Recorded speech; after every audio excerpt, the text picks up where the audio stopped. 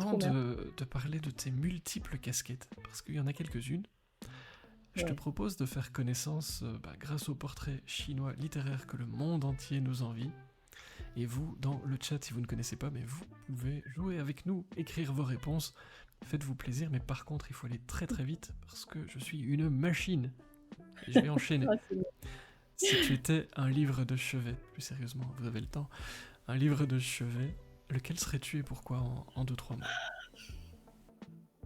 J'aurais tendance à dire que je serais le premier que j'avais comme livre de chevet quand j'étais petite, c'est Peter Pan.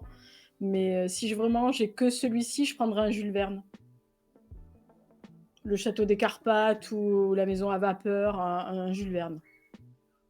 C'est marrant que tu parles de Jules Verne. Bon, je fais du placement de produit. Si vous n'avez pas lu Jules Verne contre Nemo de Céline Guis, foncez. Elle sera avec nous la semaine prochaine et c'est vraiment excellent. Je sais pas si tu l'as déjà lu, si pas je te le conseille. En Non, plus si tu aimes bien Jules non, non. Verne, fonce. Ouais, j'adore. Il n'y a pas photo. Si tu étais un format de livre entre poche, grand format, e-book, audio, bande dessinée, autre chose, Un grand format. Brochet, grand format. Je une suis... raison en particulier? Non, je suis du vieux de la vieille, en fait. Non, non, non, alors si vraiment il y a un format, c'est la Pléiade, tant qu'à faire. Mais ouais, ouais, non, je suis grand format. J'aime bien les Grand beaux livres. format, les beaux livres. Grand format Mm, pour Eliastor aussi. Ah oui, mm. oui, vous jouez dans le chat, je vois, ça me fait plaisir. Si tu étais une maison d'édition ou une caractéristique d'une maison d'édition qui te tient particulièrement à cœur, ce serait quoi ou qui? Une maison d'édition. Alors, il y en a une que j'aime depuis des années, vraiment, c'est Rouergue. Parce que il publie à la fois des romans de littérature, on va dire, générale, mais il publie des romans de terroir. Moi, il y a un auteur de terroir, entre guillemets, hein, que j'adore, qui est Daniel Croze, qui fait sur tout son Aveyron. Donc, vraiment, en plus, c'est un département que j'aime beaucoup. Ouais, Rouergue, ils ont du noir, ils ont de tout. Ils ont de l'historique. Ils font absolument tout ce que j'aime. Rouergue. Si tu étais un rayon dans une librairie, alors que Loïc préfère le poche, Un rayon dans une librairie, je serais l'histoire. Je traîne ma vie dans le rayon histoire, donc oui, histoire. on va y revenir, hein, parce que je pense Paraît-il, ouais. évidemment bah oui, avec tes livres, on ne peut pas s'en passer. Si tu étais un marque-page, puisqu'on ne corne pas les pages, Ah, je compte pas les pages. Marque-page, ça dépend. Je peux avoir un marque-page parce que j'en ai eu un. La plupart du temps, c'est des cartes d'anniversaire ou des cartes postales que mes amis m'envoient ou des gens que j'aime bien. Je le garde dans un livre. Généralement, il reste d'ailleurs, si c'est une carte postale ou une carte d'anniversaire, il reste dans le livre que j'ai lu. Donc, ouais, une carte postale ou une carte d'anniversaire. si tu étais un personnage, Capitaine Crochet. pourquoi? Parce que j'ai toujours bien aimé. Moi, quand j'étais petite, il me faisait pète, Capitaine Crochet. Je voulais être sa copine. J'aime bien, ouais, j'aime bien les personnages. Ouais, j'aime bien ce genre de personnages-là. C'est plus drôle. Si tu étais un temps de conjugaison, L'imparfait. Ah ouais, l'imparfait. Ouais. Premièrement, parce que je l'utilise beaucoup. Trop, paraît-il. Mais non, je l'utilise beaucoup. J'aime bien l'imparfait parce que c'est à la fois dans le passé et c'est aussi une action qui peut se dérouler. Donc, ouais, ça fait la jonction. Imparfait. alors tu aimes beaucoup la musique hein, avec les Oui, playlists oui. que j'ai vues là passer sur ton site, mais si tu étais une musique ou une bande son, tu serais qui ou quoi comme morceau, comme groupe, comme instrument? Alors, comme groupe, je peux pas dire autre chose que celui qui m'accompagne depuis 34 ans. Donc, je serai le groupe Blur, ça c'est sûr.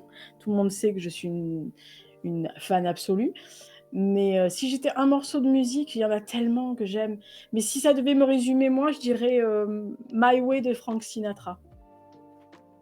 Alors, chanté par les Sex Pistols aussi, ça peut coller au personnage. Mais My Way, oui. Un signe de ponctuation. Sur quelle touche de ton clavier t'acharnes-tu? Non, alors, celui sur lequel je m'acharne et que tout le monde râle, enfin surtout la correctrice, heu, c'est le point virgule.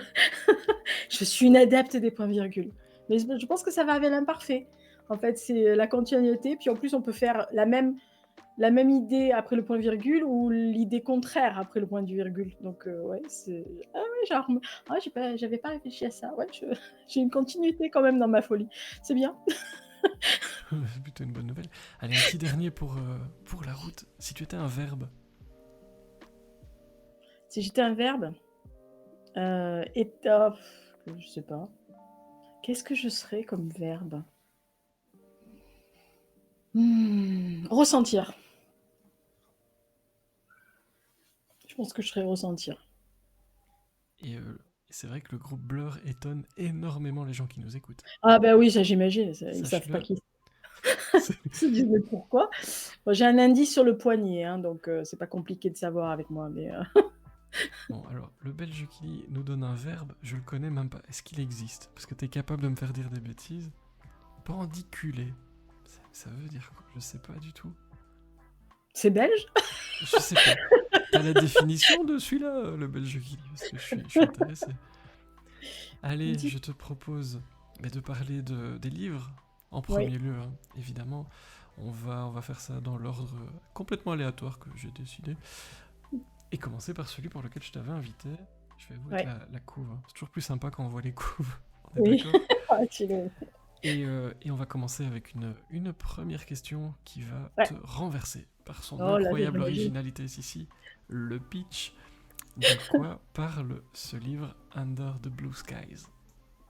Hem, c'est en fait, ça parle d'un cold case et et de 2 personnes qui sont en train de relire le dossier d'enquête à quelques heures de l'ouverture du procès qu'on annonce comme étant le procès du millénaire à Détroit et en fait, on a l'entièreté d'un dossier qui s'étale sur presque 20 ans et eux, ils sont, avec tous les dossiers d'enquête, toutes les pièces, à charge, à décharge, les interrogatoires, les trucs de dernier enfin les trouvailles de derrière les fagots, les dernières infos qu'ils ont pu glaner, heu et en fait, on est dans ce milieu-là et Under the Blue Sky fait, en fait, bah, on déroule. En fait, il déroule tout un dossier d'instruction, à la veille d'un procès pour arriver jusqu'au dénouement final pour savoir, bah, si la personne qu'ils ont mis en accusation est bien la bonne personne et pourquoi et comment, puisque en fait, le lecteur apprend au fil de l'eau, exactement comme les enquêteurs et le procureur.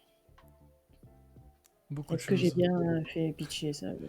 Je te laisse réfléchir pendant que nous Pas apprenons sûr. ébahis. Enfin, moi je connaissais pas du tout. Pendiculer, le verbe existe. Et c'est s'étirer quand on se réveille, donc s'étirer en bâillant. Ah oui, 2 choses que enfin une chose il y a une des 2 choses que je ne fais pas, donc c'est normal que je connaissais pas. Je ne bâille S'étirer. pas, donc voilà. Ça donne envie ce pitch, nous dit Oui, Louchkette lit en chaussettes. Euh, merci. alors, au-delà de l'histoire, on va aussi un peu parler de son histoire à lui, à ton Mmh. livre, hein, parce que c'est pas rien. Il a, Non. à mon avis, une saveur particulière pour toi. Mmh. C'est en réalité le premier livre, d'ailleurs tu le dis au début, hein, le premier Ouais, livre que tu as écrit. oui. Pourquoi avoir décidé de le ressortir? Bah, en fait, je comptais absolument pas le sortir, parce que je l'ai écrit en 1993, donc dans, l'autre siècle, sous forme de scénario. Vraiment un scénario, tout ce qu'il y a de plus scénario et il avait gagné un prix, je l'avais mis dans le tiroir et puis en discutant avec 2 personnes autour de moi, pour ne rien me cacher, ma meilleure amie et mon compagnon de l'époque, qui aimaient beaucoup, ce que j'avais fait sous forme de scénario. Ils m'ont dit: «Mais pourquoi tu ne l'écris pas sous forme de roman?» et j'avais vraiment, mais aucune envie de le remanier sous forme de roman et entre temps, j'ai eu l'idée de celui dont on va parler après. Donc je me suis dit, «Bon, bah, je vais voir» et en fait, je me suis dit: «Oh, mais pourquoi pas? Je vais le mettre sous forme de roman». Puis en fait, une fois que je l'ai mis sous forme de roman, le prénom de l'héroïne principale ne me plaisait absolument pas. Déjà dans le scénario, elle ne me plaisait pas, mais alors dans le roman, ça me plaisait toujours pas. Donc tout était bon pour moi, sauf le prénom de la fille et donc je me suis dit: «Je ne peux pas sortir un roman avec un prénom, qui me convient pas et qui ne va pas au personnage». Donc je l'ai mis dans un tiroir et je lui dis: «Bon, bah, au revoir, bonne année, je sais pas que toi tu sortiras jamais» et en fait, bah, les romans se sont enchaînés J'ai sorti les autres et j'ai pris un train en 2022. Enfin, en 2022, il y a donc mon ex-compagnon qui avait lu à l'époque me dit: «Mais il est où lui?» Je dis: «Bah, toujours dans le tiroir, pourquoi?» Et il me dit: «Toujours pas le nom?» Je dis: «Ah, toujours pas». Et en fait, j'ai pris un train pour aller quelque part et dans ces trains, tu sais, il y a des carrés, avec famille et cetera. Je me suis retrouvée avec une maman et 2 enfants et à un moment donné, c'était des Anglais, elle a interpellé sa petite fille avec le prénom de mon héroïne désormais. Et quand j'ai entendu le prénom, je me suis dit: «Mais c'est ce prénom-là qu'il lui faut». Donc quand je suis arrivée à la maison, j'ai fait rechercher, heu, remplacer et j'ai commencé à lire les 10 premières pages. J'ai dit: «Ben voilà, c'est bon, je peux le sortir». Donc bah, voilà, il est sorti. Donc il sort 30 ans, pratiquement après sa création, un peu plus de 30 ans après sa création. Mais à part ce prénom, sans trop le modifier, hein, donc, J'ai rien modifié par rapport à c'est pourquoi tu avais au envie que ça garde la saveur de quand tu l'as écrit, finalement, quand tu oui, l'as oui, en imaginé. fait, je voulais vraiment que ça soit le premier roman et je voulais pas que enfin, je suppose que tous les auteurs, toi y compris, on a plus on écrit, plus notre écriture, enfin on espère, s'améliore ou en tous les cas on grandit et je me suis dit: «Si tu le sors en le remaniant à ta sauce de maintenant, à ta façon d'être maintenant, il va peut-être perdre le grain que je lui avais donné». Surtout qu'en plus l'histoire se passe vraiment dans les années 90, avant internet, avant les smartphones, avant les trackers de tout. Donc au moment où on pouvait faire un crime parfait, puisqu'on pouvait brûler des papiers sans que personne le sache. Donc maintenant là c'est foutu et je me suis dit: «Non, non, je vais pas le remanier». Puis j'avais pas envie, honnêtement, j'avais pas envie de dire: «C'est mon premier roman», mais je l'ai un peu retouché quand même, voilà. Non, non, je voulais montrer aux gens que, bah, quand je l'ai mis sous forme de roman, c'était donc, entre, enfin 2003-2004, alors qu'il était écrit déjà depuis 10 ans. Bah, je l'ai pas retouché depuis. Donc, 20 ans après, il sort comme il était. Alors, au début du livre, tu préviens les lecteurs qu'il y a une liste à la fin du livre. Est-ce que tu peux nous expliquer de quoi il s'agit? En fait, c'est la liste des personnages que je ne comptais absolument pas mettre dans le roman. Mais en fait, j'ai envoyé 2 fichiers à l'imprimeur pour avoir un bon à tirer, un BAT, pour moi, donc basique, qui ne sortait jamais et un pour, bah, l'exemplaire de la BNF, de la Bibliothèque nationale de France et éventuellement, je garde toujours un roman fini, c'est hors BAT et en fait, bah, il s'est trouvé qu'ils se sont trompés de fichier et que le fichier qui est sorti pour la Bibliothèque nationale de France, c'était avec la liste des personnages. Donc je l'ai dit à quelques personnes, aux 3 personnes qui lisent tous mes romans avant leur publication.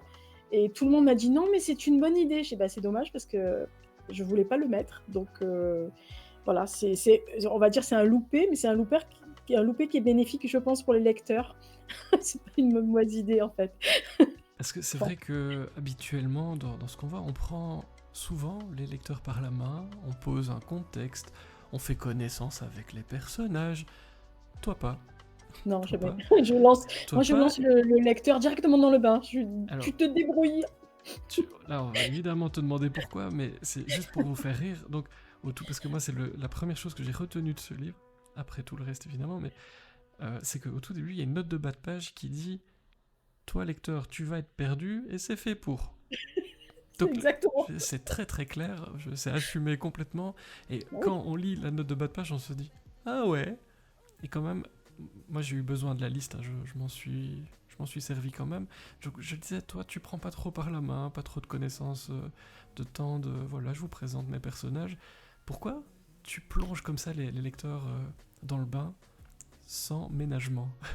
Bah, alors pour celui-là, c'est encore particulier parce qu'en fait, je l'ai laissé comme le scénario et en fait, comme je l'ai visualisé comme un film, pour moi, c'était évident quand je l'ai rédigé en tant que roman, que c'était vraiment très visuel. Donc je me disais: «Bon, bah, si tu as déjà le nom des personnages, c'est comme un film, tu retiens le nom du personnage. Donc tu vas pas, commencer à dire: "Alors il est vert, il est bleu"». J'avais pas envie en fait, j'avais envie que chacun imagine les personnes comme il le voulait, parce que ça a aucun intérêt, même si je décris quelquefois avec grossièrement, enfin il y a pas vraiment de détails très fins. Tu peux imaginer n'importe quel personnage selon même si moi, je sais quels acteurs j'aurais aimé dans les rôles à l'époque, mais parce que je le fais généralement bien après pour m'amuser. On peut Mais, savoir? ouais, c'est je si je me souviens bien, si je me souviens bien en 97, quand j'avais donné ce truc pour le scénario, le jury m'avait demandé si j'avais la liste des acteurs, donc je leur avais dit: «Oui, oh, je peux vous faire ça», mais il me semble que les têtes de pont étaient Keanu Reeves, Brad Pitt, je parle de 97 quand même, hein, et Kate Winslet pour les 3 de base. Donc ce qui était pas mauvais quand même, C'était ça va. plutôt une très bonne idée, Ça hein. allait nous coûter très cher, hein, comme film, je pense, mais quoique ils étaient pas très connus à l'époque, donc ça va. Enfin, Keanu Reeves un peu plus, mais bon. Je suis en train de réfléchir, l'année de Seven, ça doit être dans ces alentours-là. Je vais Oui, aller vérifier. Seven, Ça j'adore ce doit être... film, mais c'est peut-être pas pour Seven que j'avais choisi, Brad Pitt, en fait. Et au passage, bienvenue et merci la môme du 13 pour le follow. Merci beaucoup. Ça nous soutient et puis je suis ravi d'accueillir toujours plus de monde ici. Donc toi, voilà, sans ménagement, on plonge parce Mmh. que c'est cette volonté vraiment de laisser les lecteurs et les lectrices Ouais, imaginer. Toi, ouais. quand tu lis, tu aimes bien ça aussi? Qu'on te décrive Ouais, pas j'aime bien, trop... ouais. Ça dépend, enfin, il y a des livres où on a besoin de plus de détails, plus de fournitures pour avoir le contexte. Là, le contexte, pour moi, il y avait pas besoin d'en faire trop. C'était vraiment je voulais que le lecteur soit au même niveau que le procureur et l'enquêteur. C'est-à-dire que dès on tournait les pages, il découvrait l'histoire, parce que le procureur, en gros, il est nouveau, donc il connaît pas trop. L'autre, il sait, mais voilà. Et à chaque fois qu'ils ouvrent une nouvelle pièce du dossier, on redit tout ce qui s'est passé, et en fait, le lecteur est au même point que les autres. C'est-à-dire que moi, j'avais envie que le lecteur ait aussi des fausses pistes et se dise: «Ah ouais, ouais, ouais, ah ouais, je comprends pourquoi cette personne, elle a fait ça», et en fait, quand on ouvre, ce qui s'est dit, dans un autre entretien, on se dit: «Ah non, alors peut-être que non, peut-être qu'elle a menti ou peut-être qu'il a menti», et cetera. Et j'aimais bien, jouer avec le lecteur pour qu'à l'épilogue, j'espère qu'il se dise: «Ah ouais, non, mais qu'est-ce qu'elle nous a fait l'autre?» J'aime bien faire ce genre de truc. J'aime bien un peu torturer le lecteur à la fin, ça me plaît bien. C'est gentil, hein. Oui, c'est C'est pour gentil, leur oui, oui. bien. C'est pour leur bien. Oui, Il y c'est a Store surtout en qui fait, nous j'aime dit bien les surprendre, voilà, je veux pas 1995 pour Seven. Ah bah j'étais pas loin. oui, oui, Donc c'est ça ça. aurait pu, hein. Ouais, Ouais, ouais. c'est pas loin. Est-ce que tu peux nous dire d'où vient le titre? C'est un titre qui intrigue les gens qui nous écoutent. Est-ce qu'on peut en dire un mot? Oui, il y a un indice dans le livre puisque, à un moment donné, on cite Blue Skies. Donc, c'est un lieu de dans le livre qui est très important pour 2 personnages, puisqu'il y a beaucoup de choses qui se passent dans ce lieu-là. Mais c'était aussi en référence avec la chanson de Sinatra, Blue Skies. Voilà, donc ça fait, «Sous les cieux bleus» ou alors «Sous cet endroit». Voilà, c'est un double sens et j'aimais bien. Je trouvais ça assez sympa. Titre J'aime bien, en anglais, une intrigue qui se passe aux États-Unis. Pourquoi mmh. Détroit? Alors complètement par hasard, parce que j'avais une de mes amies à l'époque qui étudiait, à l'université, Détroit-Mercy, je sais plus, je crois qu'elle était en droit, je crois, ou en ingénierie, je sais plus, et en fait, elle m'a envoyé, alors à l'époque, il y avait pas internet, je rappelle, donc on s'envoyait des cartes postales, des photos, des grands trucs, et elle m'envoyait des tonnes de photos de Détroit, et j'avais une idée, j'avais déjà idée dessus là, mais je savais pas où le mettre. Je voulais pas que ça soit à New York parce que toujours New York. Je voulais pas que ça soit à Los Angeles. Je voulais pas en fait que ça soit dans une grande ville trop connue, et Détroit était quand même assez en déclin, et pour moi Détroit c'était, la Motown, Iggy Pop, Alice Cooper, et cetera, et je me disais, et puis il y avait commencé à avoir le début du rap, donc je me disais: «Ah, ça serait quand même pas mal de, de mettre ça dans une grande ville», et en fait, un jour, elle m'a envoyé une photo, presque pas loin de l'endroit où est la photo de la couverture, parce que c'est Détroit aussi, et je me suis dit: «Ah non, mais Détroit, c'est parfait», donc en plus, j'avais un espion là-bas qui pouvait me faire des photos, qui pouvait aller repérer les lieux que je voulais décrire et tout, donc que demande le peuple? Voilà, donc Détroit, c'était bien. Alors, dans ce livre, je vais vous prévenir parce que je me suis fait avoir. Faut pas dire je lis un chapitre et je m'arrête. Marche pas. Non. Pourquoi t'as pas mis de chapitre en vrai? Bah, parce que ça se passe sous 24 heures. Donc en fait, c'est, une discussion, bah, comme on pourrait avoir toi et moi. On revoit l'entièreté d'un truc, on parle et on rebondit sur chacun ce qu'on se dit et un chapitre, ça voulait dire couper la discussion. Donc non, à un moment donné, oui, je les coupe quand il y en a un qui se lève, pour aller boire un verre ou pour aller, pour dire: «Oh j'en ai marre, je me casse» ou autre. Mais non, non, il fallait vraiment qu'il soit puis il fallait il faut qu'il y ait cette urgence dans ce livre-là. C'est-à-dire ils sont demain le lendemain, ils sont au tribunal. Donc ils ont, la nuit pour revoir des milliers de pièces. En sachant que la partie adverse est peut-être en train de faire la même chose et a peut-être un lapin dans le chapeau. Donc, je voulais qu'il y ait cette rapidité d'évolution et puis même, bah, quitte à pas perdre le lecteur, mais à lui-même à avoir l'envie de tourner la page pour savoir si effectivement ces indices et ce qu'il a pensé est vrai ou pas. Donc, ouais, il fallait pas qu'il y ait de chapitre. Chapitre, ça veut dire, rompre le flot de l'histoire et j'avais pas envie. Je me suis dit en le lisant, ce serait amusant d'avoir une heure limite pour le terminer, un peu comme C'est eux, ça. et de devoir un peu comme si vous faites des escape rooms, des choses comme ça, ben voilà, vous devez sortir avant une certaine heure. Je trouve que c'est un livre un peu comme ça, où on Oui, c'est doit ça, on emmagasiner recommence. le plus possible d'informations en se disant il y a une urgence. Moi, je l'ai très fort ressenti, je trouvais ça très très chouette Mmh. parce que ça change aussi. Euh, alors, on va pas trop en dire sur l'histoire parce que Mmh. j'ai pas envie de vous gâcher le plaisir, Mmh. ce serait embêtant. C'est La question, par contre, c'est qu'est-ce qui t'intéresse, toi, dans les affaires judiciaires? Parce que tu le disais, il revoit bah, une affaire. Qu'est-ce qui t'a intéressé quand tu t'es dit pour ton premier roman ou ton premier scénario, je vais partir là-dessus? Qu'est-ce qui t'intéresse dans ce genre-là? alors honnêtement, rien. Mais j'étais pas forcément, enfin, j'ai lu surtout à cette période-là, je lisais un peu plus de polar. Il y avait les grands noms qui commençaient à arriver, enfin les nouveaux noms qui arrivaient comme Patricia Cornwell et cetera. Moi, j'ai toujours été plus intéressée par la médecine légale quand j'étais petite.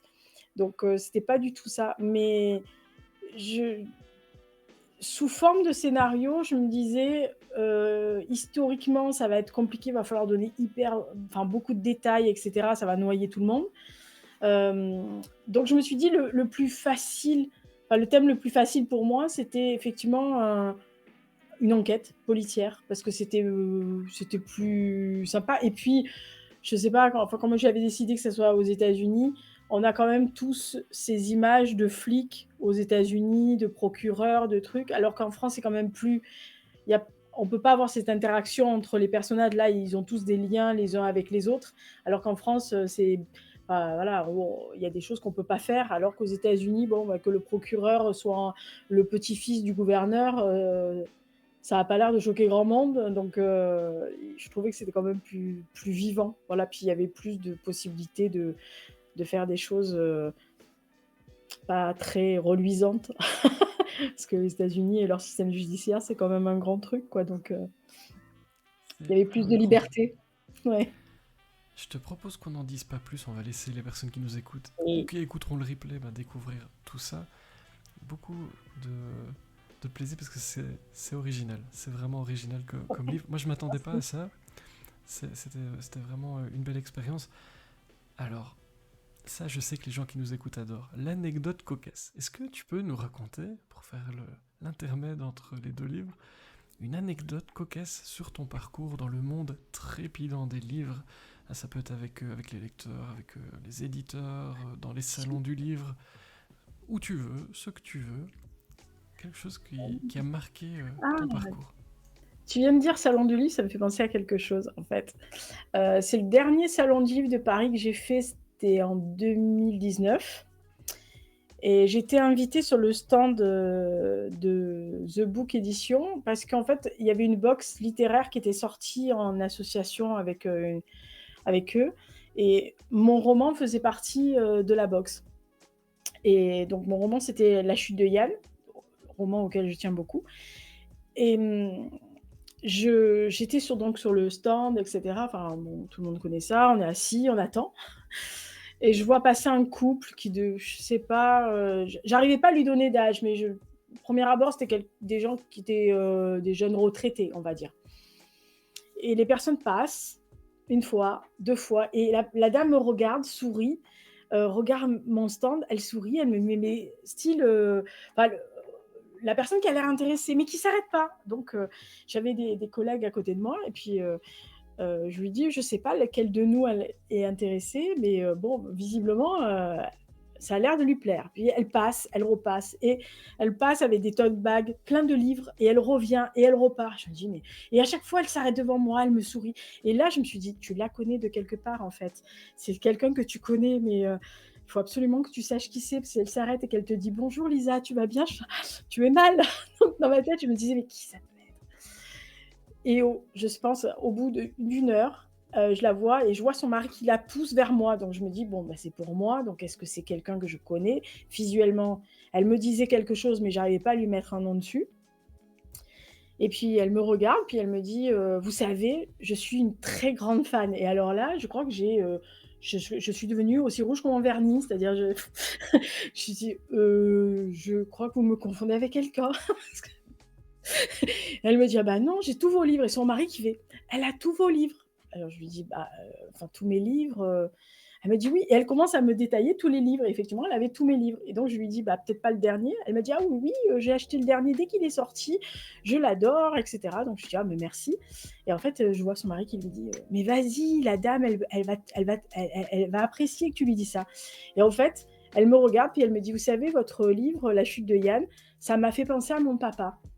Alors je lui dis: «Ah, bah, d'accord», et elle me dit: «Parce que mon papa était un soldat allemand», et ça m'a fait penser aux discussions que j'ai eues avec mon papa après la guerre. Et elle me regardait elle avait les larmes aux yeux, et en fait, elle me dit: «Je crois que mon papa aurait été fier de vous», et je me suis mis à pleurer, mais j'ai éclaté en sanglots.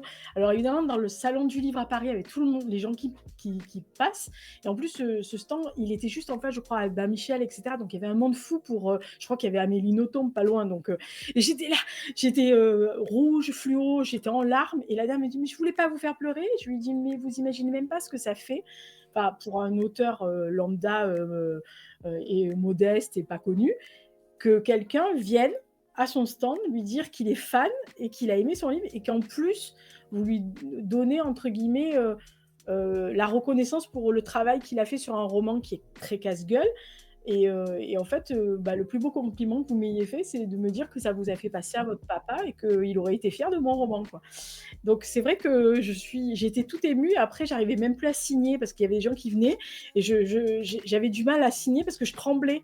À chaque fois que parce que les gens qui s'étaient voir pleurer, il y a des gens qui se sont arrêtés, et donc elle a dit: «Achetez ce livre, il est très bien et tout», et à chaque fois les gens qui me disaient: «Oh, beh, je l'achète, vous pouvez me faire une dédicace?» Et j'ai été incapable de faire une dédicace correcte. Je crois qu'il y a des gens qui ont dû avoir la moitié des mots, avec des traits comme on fait là, hop, on fait le début du mot puis on fait un trait. Il y a des J'ai exemplaires collector avec tes Ah ouais, larmes si vous avez des incrustées dans les voilà, pages. Ça, c'est ça. c'est Ah, je pense que oui, il doit avoir, des trucs un peu gondolés quand même, hein. Ça doit être joli. c'est une belle histoire. Et puis je Ouais. note que si un jour il y a personne à ma table, eh bien j'engagerai quelqu'un pour me faire pleurer, ou je ferai semblant. Ça a l'air de bien marcher. Mais Ça marche, ça marche. trêve de plaisanterie, c'est super touchant, et bah, merci d'avoir partagé ça. Ouais, Je vois que tu en gardes un souvenir. Ah oui, C'est oui, à pour des chaque moments fois, comme oui. ça aussi qu'on fait des salons, qu'on va à la rencontre Oui, puis c'est surtout des quelqu'un gens. qui continue toujours à m'envoyer un mail quand, il y a un roman qui sort. Elle me renvoie un message un mois après pour me dire ce qu'elle en a pensé, pourquoi, comment, et cetera. Donc Tu te souviens de son prénom? ouais. Oui, elle s'appelle Sylviane. Ah bah Sylviane, si tu nous écoutes, Merci beaucoup, madame. ça devait être un beau moment. Je te Oui. propose, le temps file, et qu'on parle de ce livre, Liverpool Ah, Connection, dont vous voyez cette couverture énigmatique. On va commencer comme pour l'autre, hein. La question hyper originale, le pitch. Toi, tu as droit à celui-là, 2 pitchs, si ça c'est pas... ouais, De quoi qui parle n'a ce aucun livre? rapport. Que peut-on en C'est dire?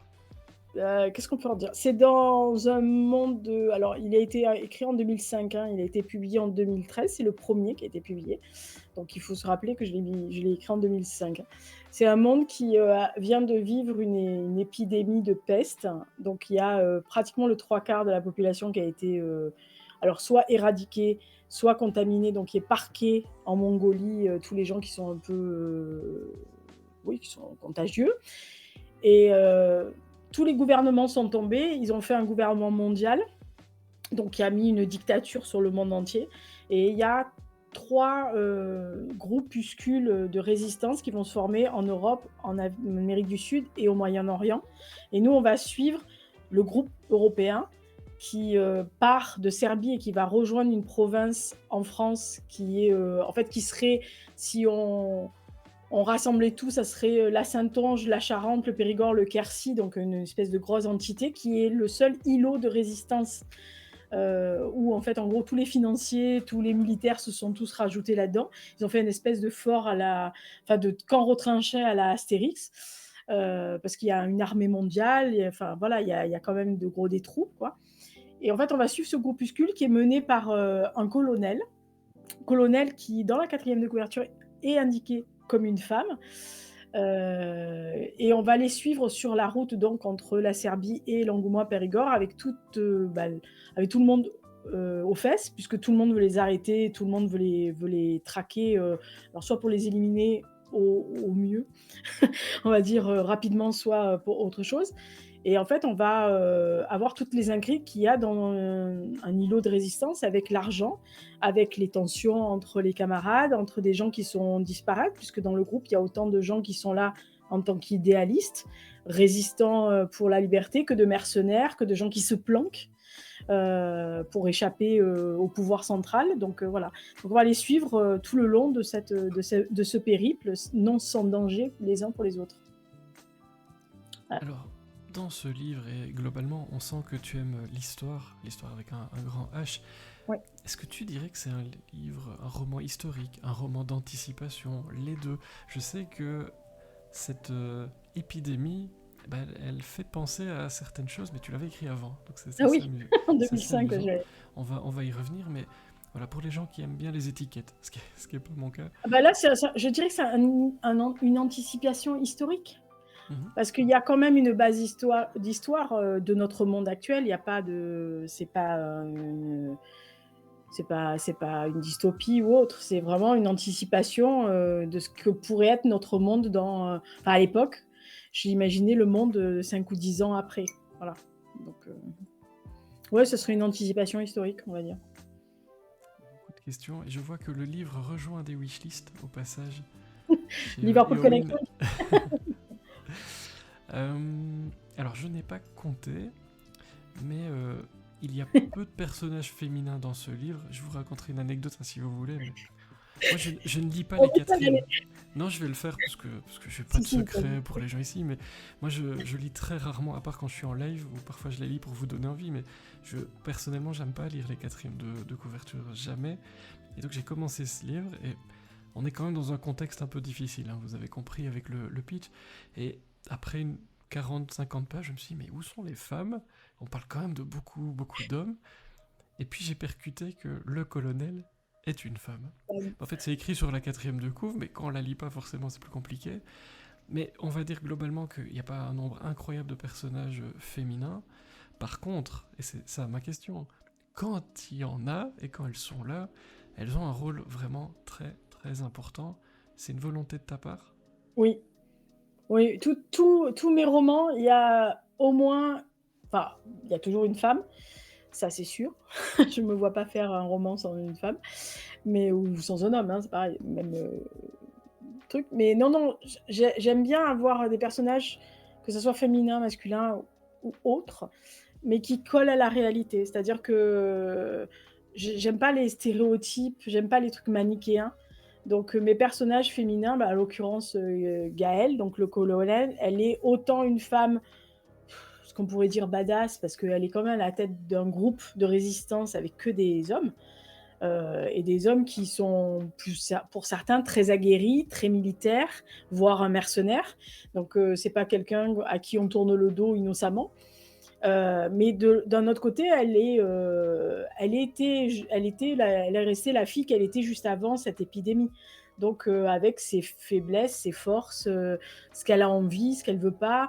Mais voilà, tout à l'heure on parlait d'Under Blue Sky, l'héroïne Ashley, elle a quand même, c'est quand même une sacrée bonne femme. Les deux femmes, puisque là il y en a deux Mmh. prépondérantes. Mais voilà, j'aime bien avoir des femmes de caractère parce que, bah, dans la vie de tous les jours, que ce soit un homme, une femme et cetera, on a du caractère, on a nos failles, nos faiblesses et j'aime bien que dans mes livres, ça soit vraisemblable. C'est-à-dire que si demain, on transpose Gaëlle dans la vie réelle, elle est du biscuit, quoi. Elle est tangible, elle est palpable. Ça peut être une vraie fille, une vraie femme qu'on croise dans la rue. Donc oui, oui, mais j'aime bien avoir, ce côté, d'avoir une fille, qui a quelque chose, ouais. Ouais, tous mes romans, y compris, bah, tout à l'heure je parlais de La chute de Yann qui est pourtant qu'un garçon, enfin qui est dont les héros est un garçon, mais il y a quand même, quelques filles dans le roman qui passent, mais qui sont inoubliables quelquefois. C'est ça un bon personnage pour toi, j'ai Ouais, l'impression. c'est ça. C'est quelqu'un qu'on pourrait croiser Oui. quelque part et ce serait du biscuit. Je retiens l'expression. Oui J'aime et bien. que le lecteur peut s'approprier. Par exemple, il y a des lecteurs, bon, il est sorti en 2013, je l'ai ressorti en 2020 parce que j'ai eu l'autorisation de l'ancien éditeur, parce il était parti sur d'autres genres de livres et hem et en fait, j'ai des lecteurs de 2013 qui me parlent encore d'un des personnages et il y a même une team qui s'appelle comme le personnage d'ailleurs, ils me disent toujours: «Nous, on fait partie de la team Dimitri», donc à chaque fois, je leur dis: «Mais qu'est-ce qu'ils ont avec ces personnages?» et et en fait, ça veut dire que le lecteur s'est approprié mes personnages et en a fait comme si c'était des potes, des copains et donc ils en parlent comme si vraiment ils étaient vivants quoi, de chair et de sang. Donc ça me plaît bien, j'aime bien ce genre de choses. J'aime bien qu'un personnage soit vivant. Le colonel voyage, hein, les lecteurs aussi. Ouais. J'imagine que tu es peut-être une globe-trotteuse parce qu'on va passer dans pas mal de pays dans ce livre. Oui. Enfin, je me demandais pourquoi la région de Langoumois-Périgord est-elle une des dernières à résister à l'ordre mondial? Comment t'as choisi? Parce que le Périgord, c'est chez moi. Moi, je me suis dit: «C'est nous, c'est nous les derniers». Non, c'est parce qu'en fait, j'avais tellement envie que ça soit, en fait, on a toujours l'impression que c'est centralisé les pays, surtout la France, c'est quand même assez centralisé sur Paris. Quand on parle de Paris, on dirait que c'est la France, alors qu'il y a plein de régions et le Périgord a quand même été, une terre de résistance aussi pendant la Seconde Guerre mondiale et cetera et donc je m'étais dit: «Il faut quand même que je les mette dans un endroit où il y a un passif, il y a un passé, il y a quelque chose qui prouverait» et Langoumois-Périgord, c'était quand même, des gros il y avait des gros seigneurs, il y avait des grosses familles, qui faisaient partie du déchet d'Aquitaine donc je me suis dit: «Il fallait quelque chose de lourd». Voilà. Outre le fait que je connaissais bien les lieux et que j'avais pas besoin de me déplacer pour aller voir ce qui se passait, puisque tous les endroits où ils s'arrêtent et que je décris, que des endroits que je connais par cœur. J'ai pas eu besoin de me documenter, donc donc voilà. Et ce livre, bah, Fanny Jo nous dit, cela fait peur. Ce que tu décris, ça pourrait être notre futur. Ah oui, mais elle a pas lu les autres, hein, parce que il y en a eu un autre, il est pire, hein, donc laissez tomber, je suis affreuse pour ça. Oui, en fait, je suis férue d'histoire et je me dis que, moi je vois les événements, enfin je suis très férue d'une période, en particulier et il y a des événements qui se passent depuis, des années que moi je vois avec mon recul, d'historienne en me disant: ça fait quand même papier calque, hein. Voilà, donc je me dis que c'est pas, ça serait pas, hem, bah, ça serait vraisemblable qu'un jour, heu, bah, pour une raison alors peut-être pas sanitaire, mais en tous les cas d'urgence, mondiale, les pays décident d'être sous la même bannière pour essayer de se mettre ensemble pour lutter contre quelque chose. Ça étonne personne quand c'est dans les films qu'on est obligé de se faire une alliance mondiale contre les extraterrestres qui nous attaquent, mais pourquoi on le ferait pas, dans le monde pour une raison X ou Y, de défense? Voilà, donc je me suis dit: «C'est un bon départ» et puis, bah, de toute façon, il y aura toujours des résistants, il y aura toujours des gens qui voudront pas se plier donc moi j'ai pris le parti pris de la résistance. cela fait encore un peu plus peur. Ouf. C'est important pour toi de coller à la réalité historique quand tu Oui. travailles sur un roman? Ah oui, oui, oui, ça alors ça par contre, je suis même trop, je suis même trop carrée, je suis même trop, on va dire, embêtante avec ça, pour, parler poliment. Parce que je vraiment alors ça, j'adore les romans historiques, mais dès que c'est trop romancé et que ça prend trop de liberté avec l'histoire, ça véritablement, c'est quelque chose qui peut me faire décrocher. Parce que j'ai tellement peur enfin moi j'ai tellement vu parce que j'ai accompagné des classes, quelques années et cetera avec mes anciens profs d'histoire et j'ai tellement entendu de choses qui étaient fausses et que les gamins avaient lues dans des romans où il y avait pas alors moi je suis d'accord pour les romans historiques et cetera, mais quelquefois quand on joue trop avec la réalité, il faut moi je le fais quand, par exemple, je vois il y a des auteurs, j'apprécie qu'en postface ou en préface, ils disent: «Je me suis arrangé avec l'histoire. J'ai modifié ça». Voilà, ça, ça me gêne pas. Par contre qu'un roman qui dit historique, vrai, balance des trucs qui sont faux, sans prévenir le lecteur que c'est faux. Alors à la rigueur, on va me dire: «Oui, mais un roman, c'est une fiction, donc forcément, c'est fictionnel, sinon c'est un livre d'histoire». Mais il y en a certaines, c'est vraiment beaucoup trop et moi, je suis très pointilleuse sur ça. Donc en plus sur ma partie, je sais que j'ai fait, des livres sur ma partie à moi, vraiment, où vraiment je m'y connais quand même beaucoup et c'est une partie où je peux pas me permettre de faire des choses fausses. Donc tout ce que je mets généralement, c'est d'ailleurs on le voit, je mets des bas de page, enfin des notes de page, tu as vu pour Liverpool Connection. C'était ma question suivante. C'est un outil précieux pour toi, les notes de bas de Oui, page? Tu oui. les utilises comment pour expliquer aux gens qui nous écoutent? Bah, quand je Parce que fais des moi, je l'ai romans vu. historiques ouais, quand je fais des romans historiques alors celui-là, c'est pas ça peut être historique, mais par exemple, tout à l'heure, on parlait de la chute de Yann, mais j'ai fait un triptyque, sur le devoir de mémoire, donc qui parle de la Seconde Guerre mondiale et j'ai mis des notes de page quand j'estimais, heu, que le lecteur n'était pas obligé de connaître ça dans les détails. C'est-à-dire qu'à un moment donné, bah, la chute de Yann se passe, en gros, entre 23 et 37-38 à Berlin et pas tout le monde, sait, la date d'une conférence de Thomas Mann et cetera, enfin dans les détails. Donc moi je le mets quand moi j'estime que le lecteur, doit savoir la date pour avoir un repère visuel.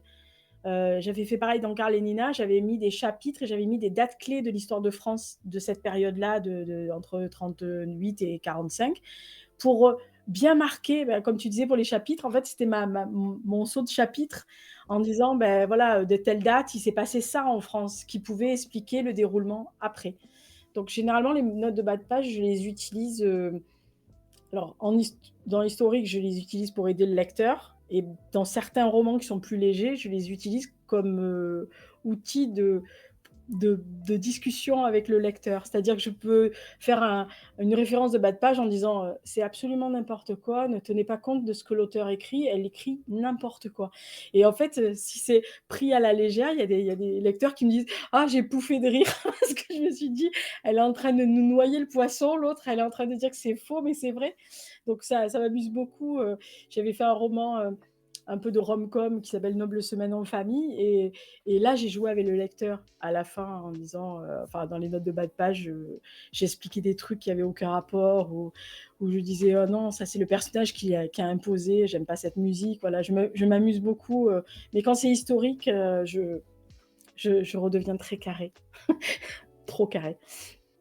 Et puis cette couverture dont on me parle dans l'oreillette. Mmh. Mon petit doigt me dit qu'elle fait appel à une autre de tes passions. Est-ce que tu peux Ouais. nous raconter les coulisses de la création de cette couve? C'est une de mes photos. En fait, j'adore faire la photo depuis que je suis petite puisque j'ai eu la chance que mon grand-père, en allant visiter Azay-le-Rideau, me donne son appareil photo qui est un Leica et j'ai fait ma première photo, du Azay-le-Rideau qui se reflétait dans l'eau et en fait, j'ai trouvé enfin, mon grand-père m'a dit: «En fait, tu as compris que tu pouvais faire des émotions avec les photos». Donc j'ai toujours fait des photos, j'adore la photo. J'en fais tous les jours, même une, mais j'en fais tous les jours et en fait, un jour, j'ai fait cette photo-là et j'avais dans la tête Liverpool Connection et je me suis dit: «Ah mais en fait, si je la tire» parce que à l'époque, j'avais un labo photo.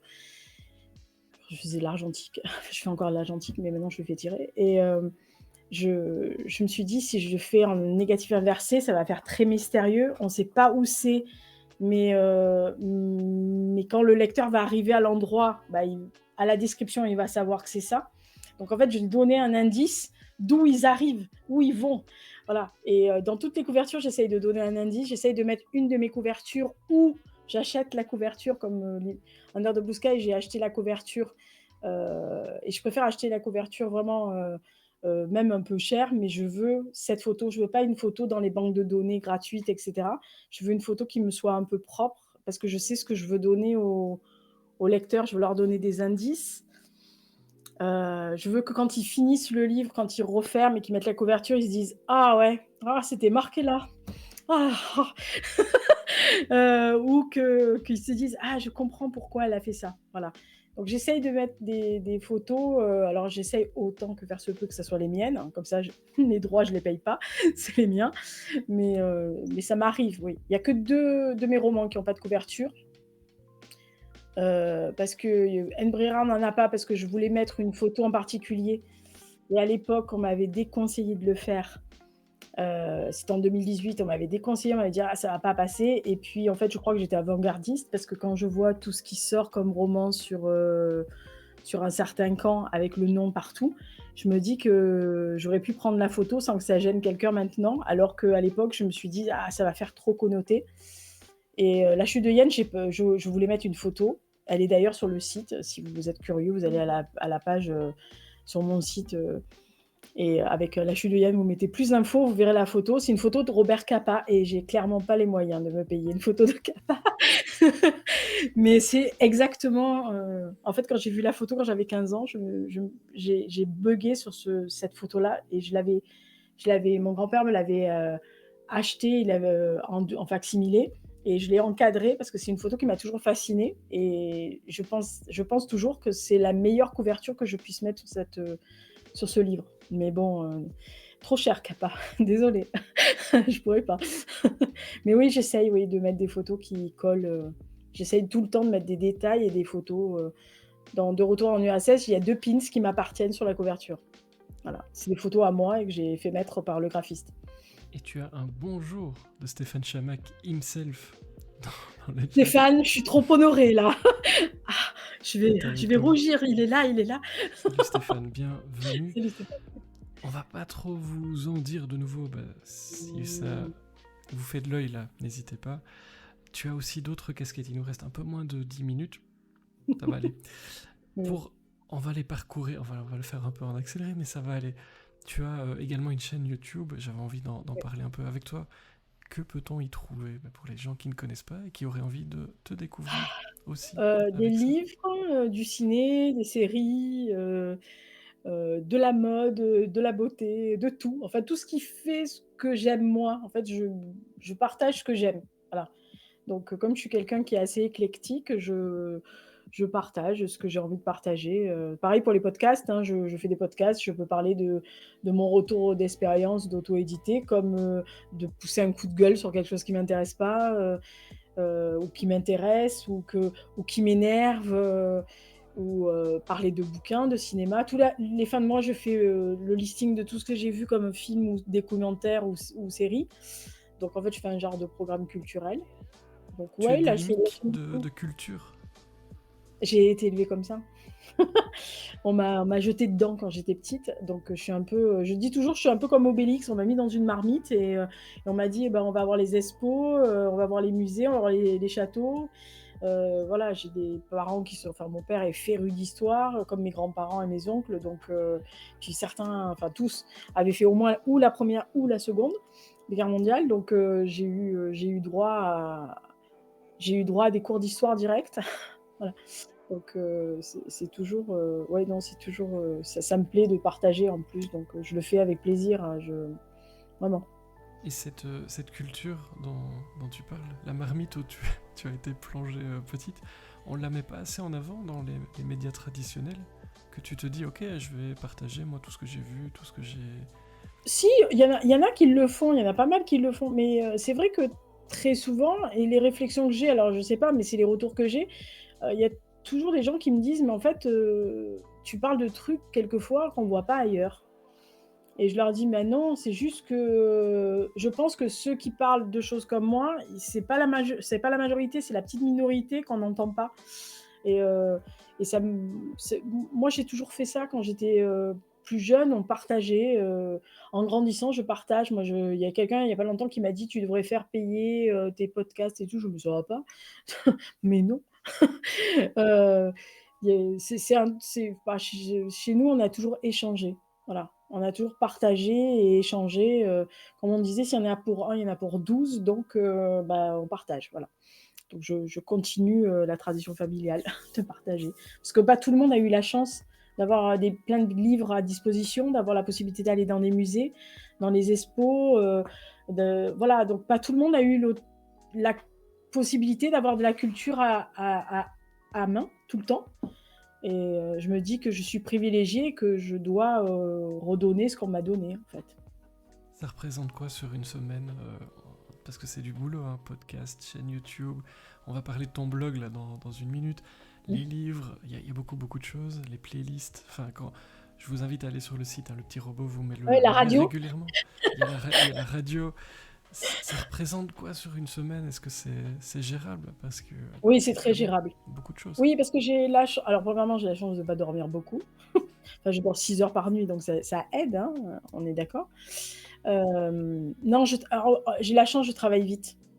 C'est-à-dire que, par exemple, les podcasts, j'ai un temps de préparation très court parce que, bah, la plupart du temps, premièrement, j'enregistre les podcasts comme je fais à la radio, comme j'ai appris à la radio, c'est-à-dire je suis en live à la radio. Donc comme là, on c'est sans filet.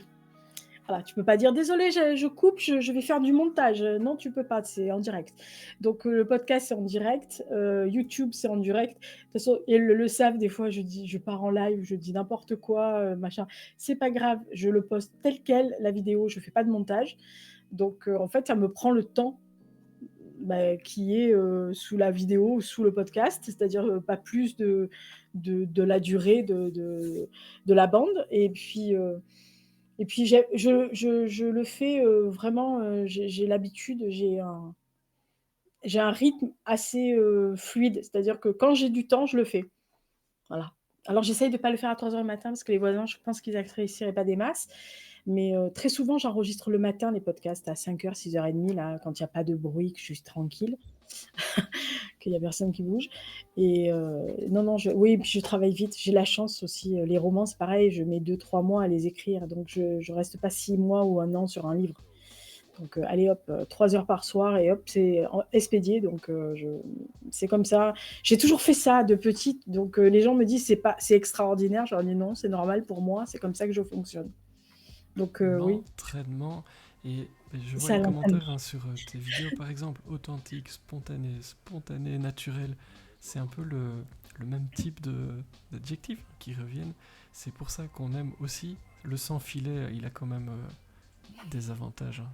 Qu'est-ce que Oui, vous en oui, pensez? oui, oui. C'est pas Ah moi ouais, qui les vais dire le contraire, je ne fais que ça. bah non, non, non, mais tu as raison, le sans filet, il y a rien de mieux. Enfin, c'est très drôle d'ailleurs. Et puis il y a le blog, hein, que tu alimentes, j'en parlais, depuis de nombreuses années. Pourquoi Oui, est-ce un moyen de communication auquel tu es attaché? Parce que je me trompe peut-être, mais j'ai l'impression que tu y es vraiment attaché à ce blog. oui, je l'ai arrêté pendant quelque temps, pour des raisons familiales, et en fait, ça me manquait d'écrire. Ça me manquait d'écrire, pas quotidiennement, mais en tous les cas d'écrire des chroniques. Avant, je faisais beaucoup plus de choses sur le blog. Je faisais vraiment des articles de fond. Je faisais les aventures de l'Asmala qui sont retournées sur mon site officiel.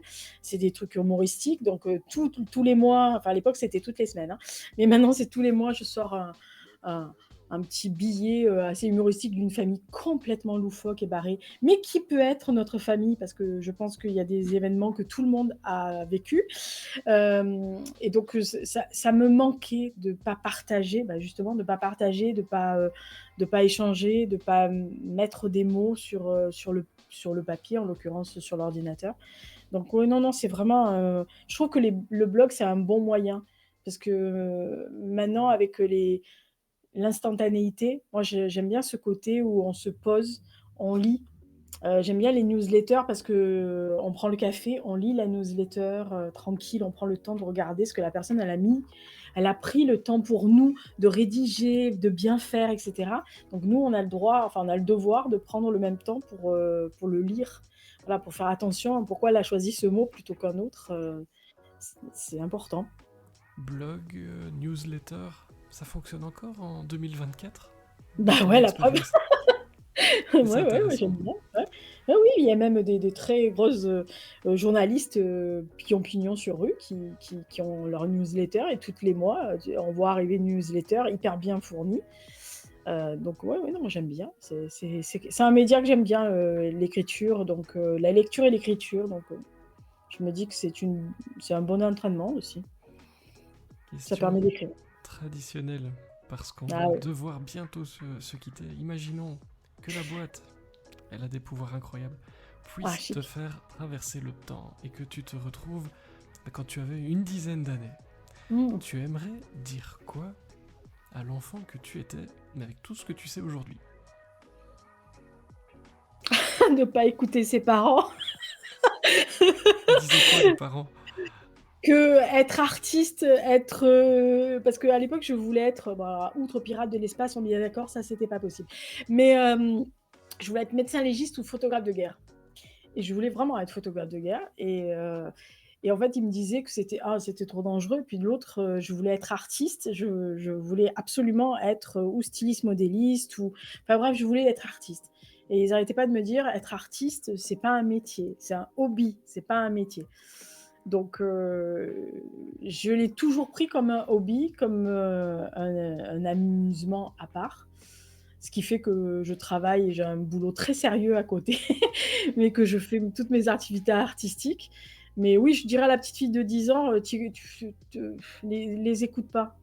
Si tu veux être photographe de mode, vas-y parce que tu as un œil, si tu veux être, styliste, modéliste, vas-y, prouve-leur que tu peux le faire, non, non, je dirais à la petite fille de pas écouter, de suivre ce qu'elle avait envie de faire parce qu'au final, j'ai eu envie d'écrire et même si je suis très modeste et dans le coin que personne ne connaît, bah, je suis fière des 19 que j'ai sortis et quand je regarde ce que j'ai fait, je me dis que j'ai quand même un produit des trucs quoi, donc je suis quand même fière de ce que j'ai fait, donc voilà. Et puis, eh bien, les projets à venir, ça c'est la question Mmh. traditionnelle. J'ai cru comprendre que tu avais quelques livres d'avance. C'est quoi les Alors projets de Lisa pour les mois qui oui, viennent? alors le prochain projet, c'est le 2 juillet. Je ressors ma monographie, version très améliorée, très, agrémentée parce que j'ai trouvé plein de trucs. Mais, c'est la monographie de mon petit village de Dordogne, enfin de Périgord vert, pardon, excusez-moi. Prochain roman, c'est février 2025. Il est déjà corrigé, il a déjà la couverture, donc lui, c'est fait, je ne m'en occupe plus, rien à foutre. Mais vraiment, alors lui, il est fini pour moi, c'est même plus à il est plus à moi de toute façon désormais. Oui, j'ai tous mes romans écrits jusqu'en 2030. Donc ils sont tout prêts à être envoyés à la correctrice qui les attend avec grande impatience à chaque fois. Elle me dit: «C'est quand le prochain?» Je dis: «Bah, l'année prochaine». Heu Ils sont dégoûtés. Donc j'ai 2025, 2030, 2026, 7, 8, 9 et 30. Voilà. Je suis en train de réfléchir à celui de 31, 32. Parce que, Donc il y a alors, de quoi me tra c'est mon il y en a esprit aucun pareil, hein. c'est Il mon y en a esprit aucun pareil. mathématique hein, qui intervient parfois, mais si tu écris un livre en 3 mois et que tu en Mmh publies un par an, il y a un moment tu vas mh. avoir un problème. Tu- tu- Non, je t'invite à j'en y écris un réfléchir par an. déjà. Non, mais j'en écris un par an, mais je le fais en 3 mois. Ah Mais mais j'en ai beaucoup, voilà et il y a une on t'en année a où beaucoup. j'ai été beaucoup plus prolifique que les autres, donc j'ai pris beaucoup d'avance, mais l'avantage, c'est qu'il n'y en a aucun qui se ressemble, donc c'est pour moi, c'est parfait. Je ne veux pas qu'il y ait 2 romans qui se ressemblent. Agrippine, t'as pas idée à quel point je me demande comment c'est possible, mais je me dis, ça doit être confortable et en même temps, je sais pas si c'est. Moi, j'aime bien ce côté. J'ai rien en avance, moi, tu vois. Ça, c'est une grande différence entre nous. J'ai rien, mais alors rien de cher, il y a rien dans mes tiroirs, il y a rien. Enfin là, Ah mais moi, il est chez je l'éditeur, reste mais comme ça aussi, hein. ah, c'est. Je me dis, ça doit être une vie incroyable d'avoir autant de textes d'avance. Non, parce qu'en fait, quelquefois, je m'en suis aperçue, j'en parlais, avec mon petit comité de lecture, là, elles sont 3 à lire pratiquement tous mes romans. Elles ont déjà lu celui de 2026, hein, donc voilà, elles en sont là. Elles ont 2 ans d'avance généralement sur la lecture et il y a pas très longtemps, il y en a une, bah, je vais la citer, Justine, si elle passe par là, elle m'a dit, «Moi, ce qui m'énerve, c'est qu'en fait, moi, je les lis à l'avance et quand toi tu arrives, 1 an après, c'est à la mode, ce que tu as écrit».